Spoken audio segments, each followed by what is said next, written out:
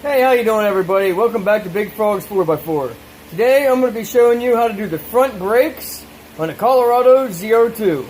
Now I don't really even have to replace these yet, there's still plenty of brake shoes left, but I had someone ask me to do this video, so I'm already at the wheels off to rotate the tires. I might as well show you how to do the brakes quick. Now doing the brakes on the ZR2, the front brakes especially, are extremely easy. All you need is this right here, this right here, and possibly a pry bar or a large screwdriver. And that's it. Alright, the first thing you want to do, and I forgot, you need a pair of needle nose pliers, or you could use a punch. And if you need a Phillips screwdriver, on the head of these pins is a Phillips head. That way you can rotate these to get a hold of them. And you need to pull out these retaining pins. And then you take your punch and your hammer and you punch these pins all the way through.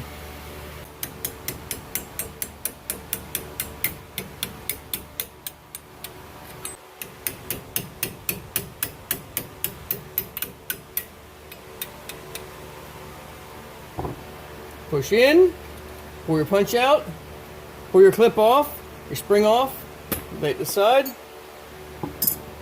I just leave my pins hanging right like that. Then your shoes, if you're pulling your shoes all the way out, you want to press these apart with your pry bar.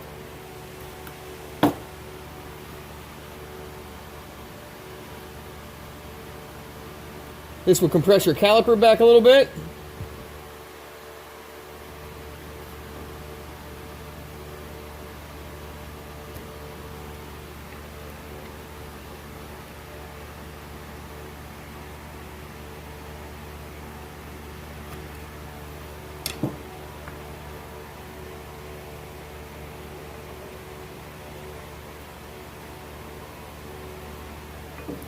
Your pads come out.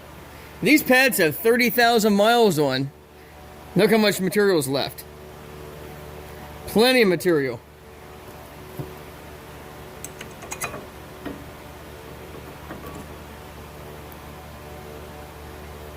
And that's it.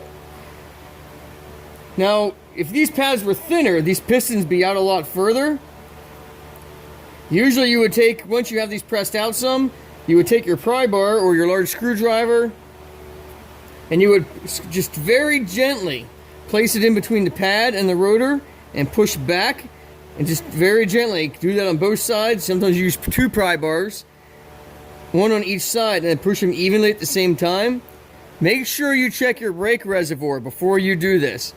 If it was topped off when your brake shoes were real thin, when you press these pistons back in, it may overflow your brake fluid reservoir. So always, before you do any brake job, check to see how full your brake caliper, your brake master cylinder fluid is.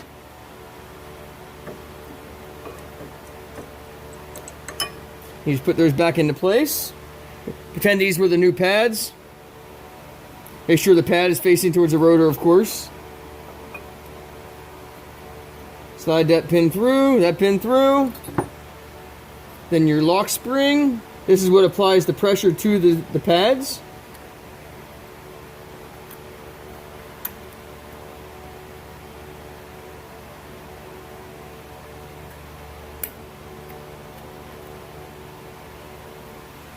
Now the hardest part of the whole job.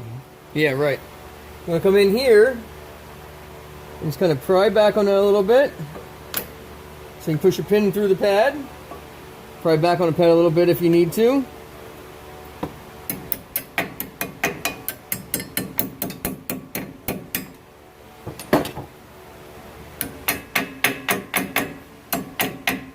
And that's it. That's all it takes to replacing the brake pads on the front of a Chevy Colorado ZR2. On a side note, if you're going to be replacing the rotor, obviously the whole caliper would have to come off, but they have Torx bits here on the rotor that you have to get out to get the rotor off.